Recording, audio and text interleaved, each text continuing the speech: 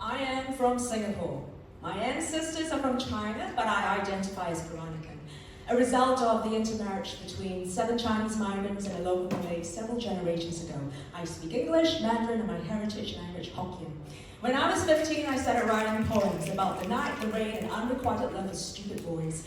I was making sense of my world, one word, one phrase, one moment at a time. When we moved to New Zealand, I became a PhD student while being a mother of 3, a wife, and constant translator for my husband, while he was my constant support in everything else.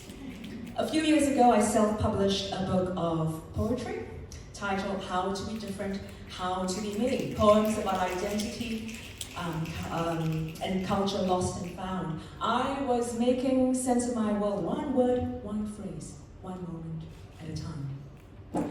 The opening poem sets the scene, finding my way home. I left home in a hurry, our lives in 4-wheeled suitcases and backpacks, convinced the children and myself about the adventures we were going on, squeezed my husband's hand as we walked through the departure gate, buckled up, took off, flew through time zones, and arrived all worn out by the weight and clunk of our useless treasures, with the faintest memory of home. I left the memories of friends behind as we wrapped up the loose ends of our nice words, feasts, and gifts, frozen in time, intact over the distance. Their images scattered across Facebook and Insta feeds, filling the tedium of mindless addiction, numbing the cumulative years. I let it go. The approving nods of relatives, paper proof of my intelligence, dazzling street ads that make me needy.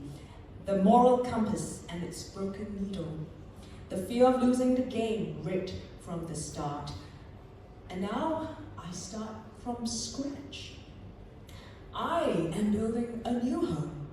The foundation is barely finished. Walls come plastered with labels that justify our existence. The mirror reflects the outlandish dream that got us here. We get lost in the neighborhood. So we retrace our steps, barely marked out by breadcrumbs, the birds left alone. The next poem is a scene from the lunchroom while I was a PhD student, not at this university. The lunchroom. Office lady sitting at the table, unpacking fresh garden picks, crackers and dip, lips quivering with the latest goss, contextually lost on my foreign years. I contend with my leftover rice, pork and limpy greens. One shows off photos of the new grandson with large blue eyes. The other spread oohs and ahs over half-nibbled lunches. My almost black eyes glistened at the opportunity to share a part of my motherhood, confinement after childbirth, the ritual of avoiding washing my body and hair for 30 days. The chattering halts to a pin drop silence. My ears turn pink as I wrap up my cultural show. I couldn't imagine not bathing for a month, someone retorts, making me shrink and shudder in shame, making my smile stretch to its fakest limits. Faux pas extraordinaire, my finest example of cultural intelligence hung askew. I'm better off with predictable weather commentary than to be remembered for my unsavory small talk by the one with black hair sitting at the table. Now this poem is for all mothers in the audience today. Mother. Ever since I became mother, I would always be. I left behind many others, wanted new others, but mama was me. I could dress as another, dance as another, do many others, but never did I leave mother, even though I never thought of mother. I wake and sleep in mother, tired, sad man in mother, heart kiss, smile in mother, a man's wife, a woman's daughter, a person's friend. I am mother. Will I ever leave mother? Never, ever. Different shades and seasons, but still mother.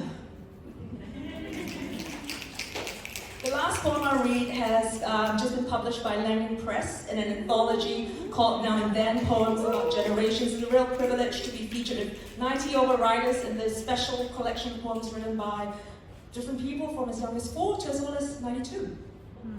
This poem is about my late grandmother, Mama. On the eve of Chinese New Year, our rituals in final crescendo, we scurry to lay the table under your watchful eye. You control us with your culinary prowess, you fatten us with your sugar, spice, and aromatic feasts. You rule the kitchen and command the dinner table. No one touches the ladle without your silent approval. On the first day of the new year, their sons and daughters come to pay their respects. You powder yourself with yardley lavender. You put on your finest kebaya and sarong. You are seated while they kneel before you with crisp card-sized rate packets in their hands. More relatives stream in to greet and gorge on chengtam, longan, kingo, and dates soaked in sugared water the day before. You wield chopsticks and knives like weapons. You are either angry or right. You curse anyone with awful unmentionables. They land like acid on the skin. Lunchtime visitors are offered leftovers of chap chai, more yum, and for the selected few, the painstakingly prepared waka. You ask me to massage your back and legs. I tumbuk you with my chopping hands. I tumbuk you with my fleshy palms and heavy thumbs. I tumbuk you through all your body folds. It is New Year again, but there is no reason for visitors after Saturday, 20th February 2016. You are dressed in a light floral suit. You clutch the rosary around your limp fingers. Your eyes and lips turn into lines. Mama, we call you for the final time.